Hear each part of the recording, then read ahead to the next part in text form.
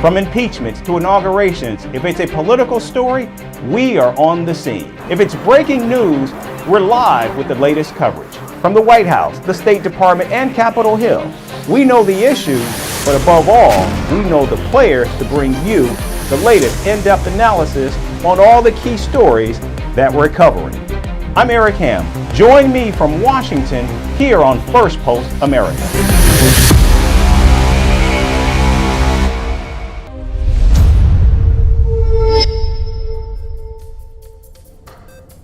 Hello everyone, and thanks so much for joining us. We have so much to cover today, from the collapse in Syria to Donald Trump's efforts to remake the Constitution. We'll bring you all the latest, but first, a look at the latest headlines. President-elect Donald Trump says he will pardon the rioters involved in the January 6th insurrection on the first day of his presidency. The incoming president also said recently in an interview, members of the congressional committee that investigated the Capitol Hill attack need to be prosecuted. South Korea bans President Yoon Suk-yeol from leaving the country after he narrowly survived an impeachment motion in parliament. The motion was brought against Yoon after he briefly imposed martial law last week. Taiwan raises its highest level of alert as China deploys at least 90 warships for military drills in the waters near the self-governed island. The naval exercise is in response to the Taiwanese president's recent visit to Hawaii and Guam.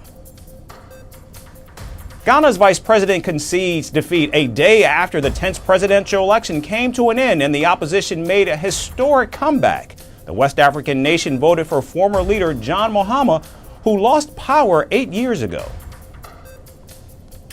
And Venezuela's opposition leader Edmundo Gonzalez says he will return to his country as president in January.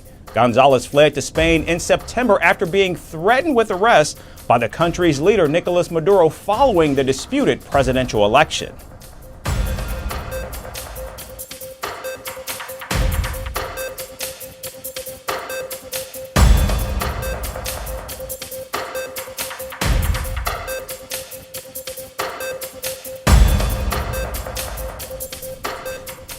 We start in the Middle East, where the United States launched multiple airstrikes across Syria late on Sunday night. B-52 bombers, F-15s, and A-10 fighter jets carried out about 140 precision strikes on at least 75 targets belonging to militant groups. Now, Washington said the strikes were carried out to prevent ISIS and other terror groups from exploiting the chaos in the country. The airstrikes came hours after Syrian leader Bashar al-Assad's regime was toppled by rebel groups.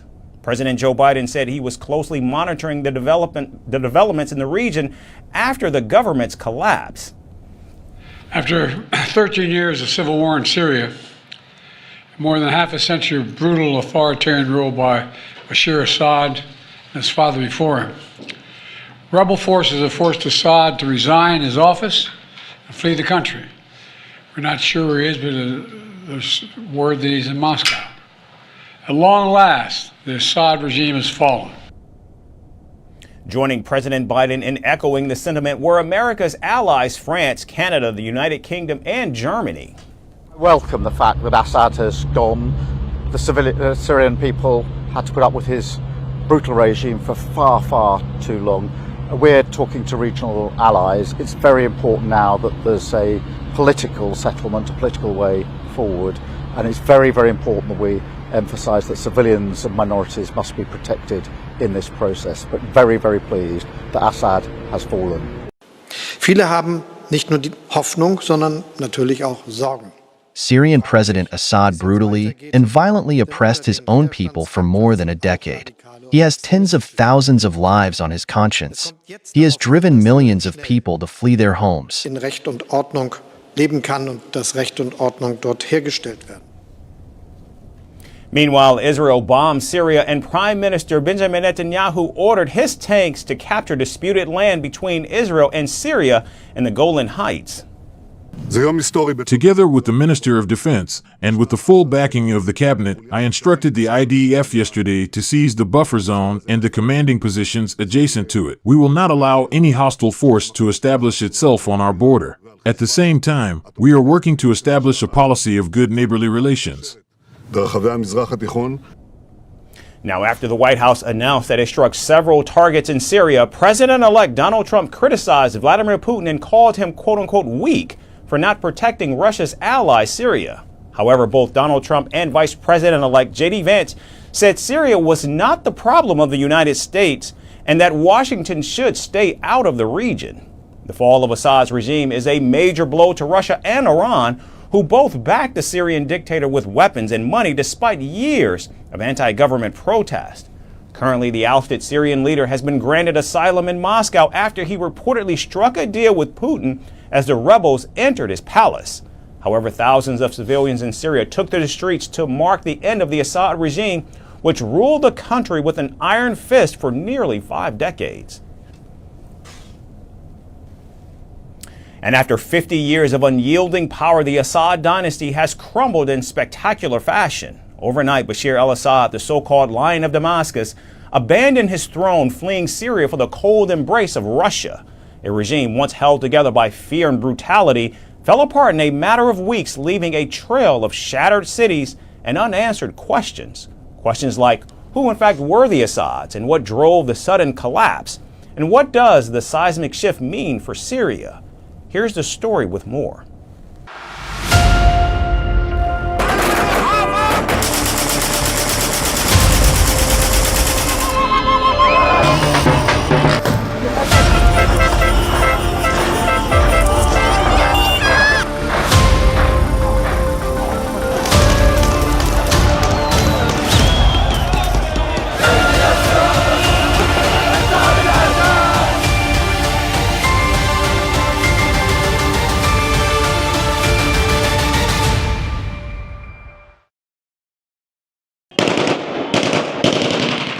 In the early hours of Sunday morning, opposition forces declared Syria liberated from the rule of President Bashar al-Assad.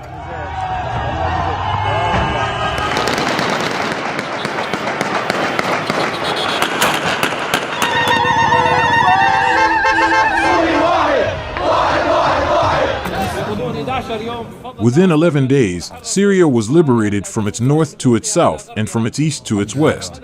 We have witnessed with our own eyes how 13 years of suffering are being healed through this great victory.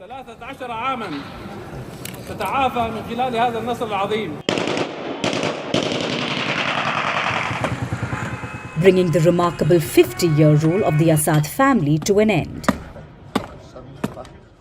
Bashar al-Assad, Syria's brutal dictator, fled Damascus overnight, seeking refuge in Moscow. We are very concerned with the fate of the Syrian people. We don't want them to follow the fate of Iraqis, of Libyans, and of other nations who were disturbed by the people desiring to keep their domination. Russia, his staunchest ally, granted him and his family asylum, calling it a humanitarian gesture. Once a symbol of authoritarian resilience, the Assad dynasty has collapsed like a house of cards. I am a mother of 7 martyrs who were killed by Bashar al-Assad. May God burn him in the fires of hell. Now, this is no ordinary fall. For decades, the Assads ruled Syria with an iron fist, creating a police state of unimaginable brutality. And Bashar al-Assad, an educated former ophthalmologist trained in London, seemed like a different kind of leader. Is that the role of the state, just to keep and watch?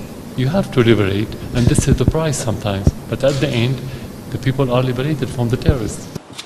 His wife Asma, a British Syrian banker with a degree from King's College London, also brought a sheen of modernity to the regime. The young couple, living in palaces yet posing as relatable, captivated global media. Asma was dubbed a rose in the desert. Her unveiled face without the hijab was seen as progressive in the conservative Middle East. But the charm was a facade. Behind closed doors, Bashar became a dictator like his father, Hafez al-Assad, who was infamous for crushing dissent and orchestrating massacres.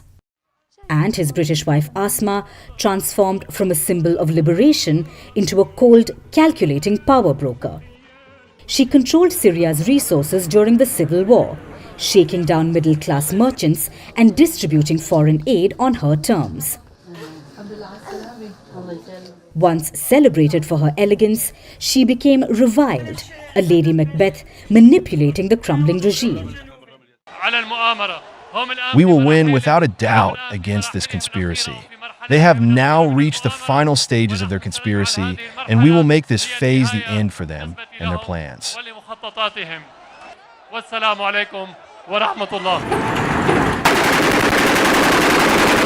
Their collapse has been swift and dramatic. In just a few weeks, rebel forces mounted a fierce campaign and ended Assad's regime. Syrian troops, who were once feared, folded. Strategic cities fell with little resistance. And in Damascus, Assad's forces surrendered without a fight. 50 years of injustice, insult, poverty, water and electricity cuts. I won't add more to that. Thank God, after 50 years, we were able to remove Assad's family form ruling. Syria is moving towards democracy, and this is an archive of His Excellency previously, after he caused the people hunger, after he made us live the injustice and oppression. Thank God we were able to enter the house of Bashar al-Assad. Even Russia, which had invested heavily in Assad's survival, appeared powerless to stop the unraveling. But definitely after the Russian intervention in supporting the Syrian army, legally of course, we felt much better. In Moscow, the Kremlin is scrambling to manage the fallout. Assad's flight to Russia is a humiliating blow to Vladimir Putin, who had framed his intervention in Syria as a cornerstone of Russian power.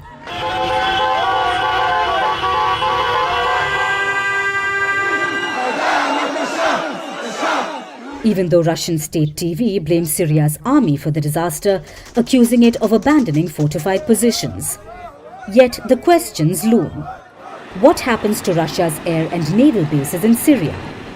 Will Syria's rebel leaders honor their vague promises to secure Russian interests?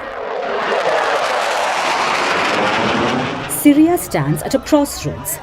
The dynasty that ruled through fear is no more. The Assads, once untouchable, are now fugitives. Will Syria rise from the ashes or sink further into turmoil?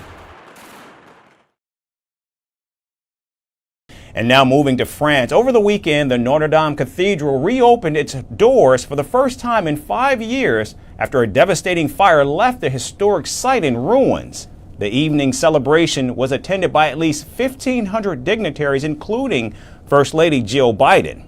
Seated beside her was President-elect Donald Trump, who made headlines with his chatty demeanor and a viral 17-second handshake with French President Emmanuel Macron. Here's our next story with more from Paris.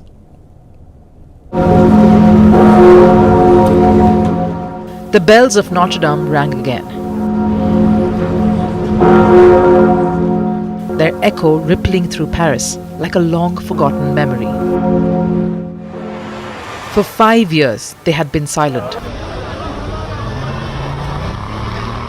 waiting for the moment when the cathedral could reclaim its place as the heart of the city. And on a chilly December Saturday, under the glow of soft floodlights, that moment had finally come.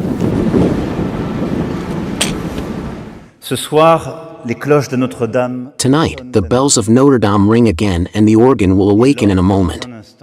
Music of hope, familiar to Parisians, to France, and to the world. The bells of Notre Dame ring again, they who have marked the hours of the day, and those of history. French President Emmanuel Macron and his wife Brigitte stood at the forefront, their faces lit with pride. And behind them, the newly restored spire pierced the night sky, like a testament to an ambitious restoration effort that rallied over 2,000 artisans and 700 million euros, which is roughly over $739 million. De ce qu'est une nation et ce que devrait être le monde. We must treasure this lesson of fragility, humility, and will, and never forget how much each one counts, and how the greatness of this cathedral is inseparable from the work of all. Tonight, together, we can share joy and pride. Your grace, Notre-Dame de Paris, is given back to you. Vous est redonné.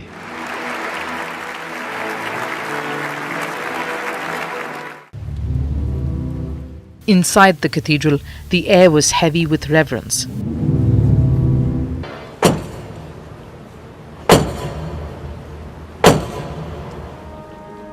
Paris's archbishop ceremonially knocked on the ancient doors, a tradition signaling the reopening.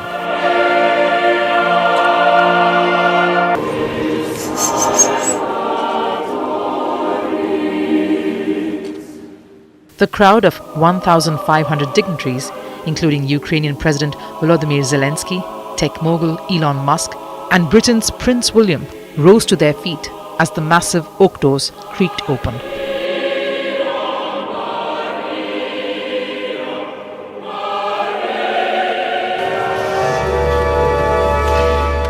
The ceremony wasn't just about solemnity. It was a stage for personalities. But the spotlight was only on Donald Trump.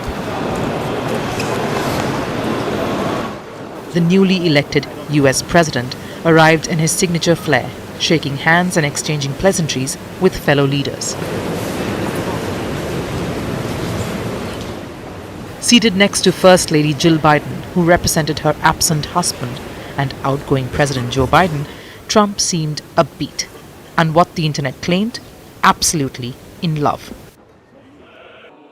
While the context of their conversation remains unknown, Donald Trump, the ever-opportunist, found a way to steal the spotlight. As his pictures with First Lady Jill Biden kept trending, Trump seized on the opportunity and promoted his newest venture, a patriotic fragrance line named Fight, Fight, Fight. He shared his picture with the First Lady and captioned it, "A fragrance your enemies can't resist." And by the end of the night, the $199 cologne was sold out online. Then came the handshake. When Macron approached to greet him, Trump extended his hand and the two men locked in a now famous grip. 17 seconds of unrelenting intensity followed, and the French leader smiled through it all. While the onlookers whispered, social media erupted. 7 years later, and the handshake battle continues. One commentator quipped online, recalling their infamous 2017 encounter.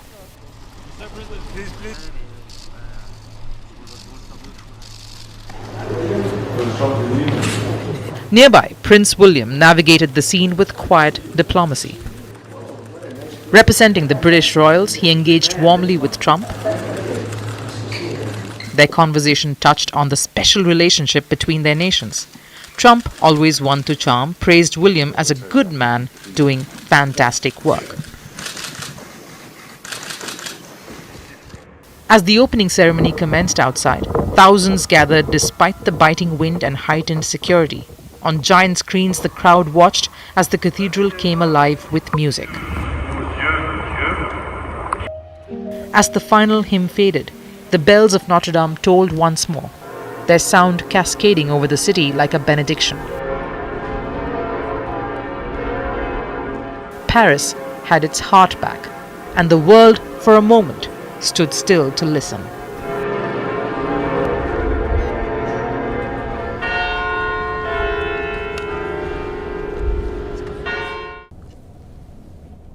And back in the United States, President-elect Donald Trump outlined his aggressive plan to crack down on illegal immigration in his second term.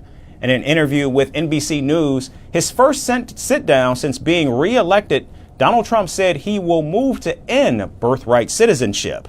Now, the act is in fact enshrined in the 14th Amendment of the U.S. Constitution and guarantees automatic citizenship to those who are born to parents in the United States without legal documents. Donald Trump also suggested that birthright citizenship is unique only to America. Yet there's at least 34 countries that provide birthright citizenship, including Canada, Mexico, and Brazil. Donald Trump also reiterated his plan to deport millions of unauthorized immigrants, starting with convicted criminals. You have to have, you have rules, regulations, laws. They came in illegally. The people that have been treated very unfairly are the people that have been in line for 10 years to come into the country. We're starting with the criminals, and we got to do it. And then we're starting with others, and we're going to see how it goes. It's a very tough thing to do.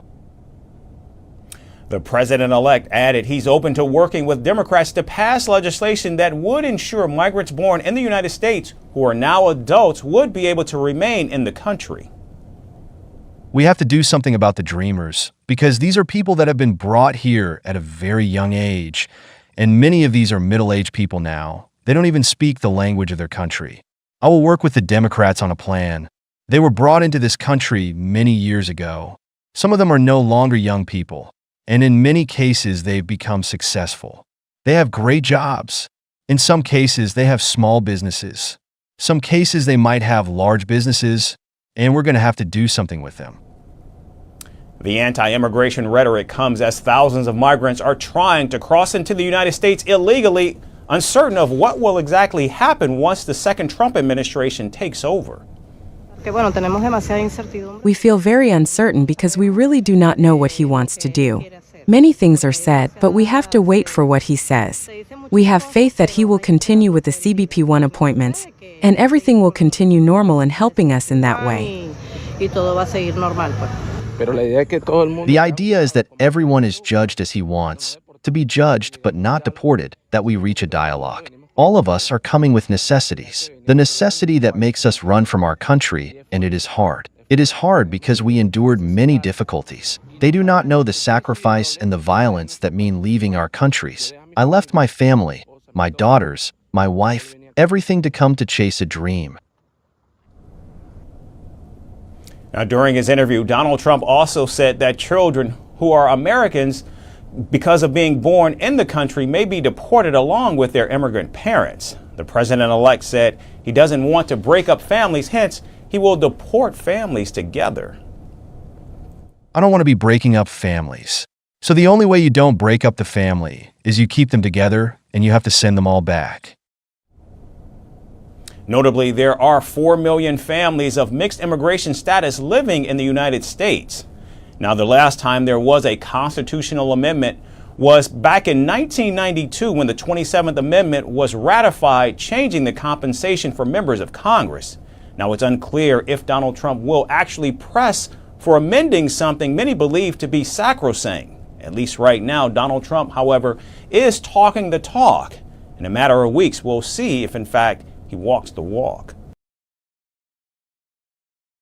And today we end in Haiti, where nearly 200 people were killed due to a personal vendetta by a local gang leader whose son died on Saturday. The massacre took place in one of the poorest neighborhoods in Haiti's capital, Port-au-Prince. Now, according to human rights activists, mostly elderly people who practice voodoo were targeted by a gang leader, Monel Felix. This after Felix was reportedly told that elderly people from the slum performed witchcraft on his son that made the child fatally sick. The United Nations said the gang members hacked at least 184 people to death using just knives and machetes. Community testimonies suggest that the actual death toll is much higher, as mutilated bodies were burned in the streets. The vast majority of victims were over the age of 60, but some younger people who were trying to save others were also killed. A human rights group said this is not the first time that Felix has been accused of killing older people who practice voodoo. The gang leader was allegedly responsible for killing 12 elderly female practitioners back in 2012. Now, experts say Haiti is seeing more killings and lynchings than ever after gangs launched their attacks against the government and people. In Haiti, we have a situation of escalating violence.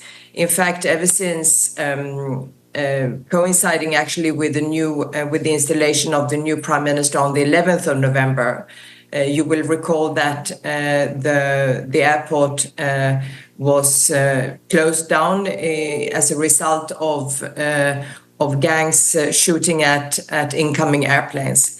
And so that, of course, was a very critical moment for Haiti. But also to say that since then, the gangs have escalated in terms of violence. The United Nations estimates that at least 700,000 Haitians have been internally displaced due to gang violence that police say is systemically failing the country. The situation is getting much more critical. We've seen a growing number of internally displaced, now getting to over 700,000 in the country. So the needs are huge. The rapidly growing violence in Haiti is such that even a multinational mission is unable to bring peace to the country. The mission, led by Kenyan police, is only partially deployed and severely under-resourced as the United Nations fails to convert it into a UN peacekeeping force. Now, many are wondering if there's a path forward for bringing an end to the gang violence that continues to plague the island nation. That's all we have time for today. We certainly thank you so much for tuning in. We look forward to seeing you right back here again tomorrow. Thanks everyone for watching.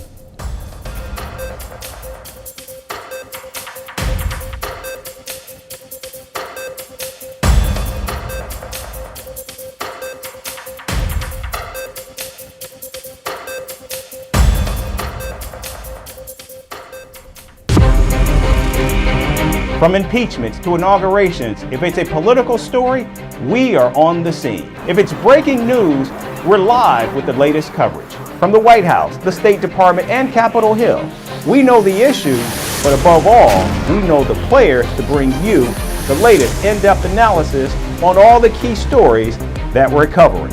I'm Eric Ham. Join me from Washington here on First Post America.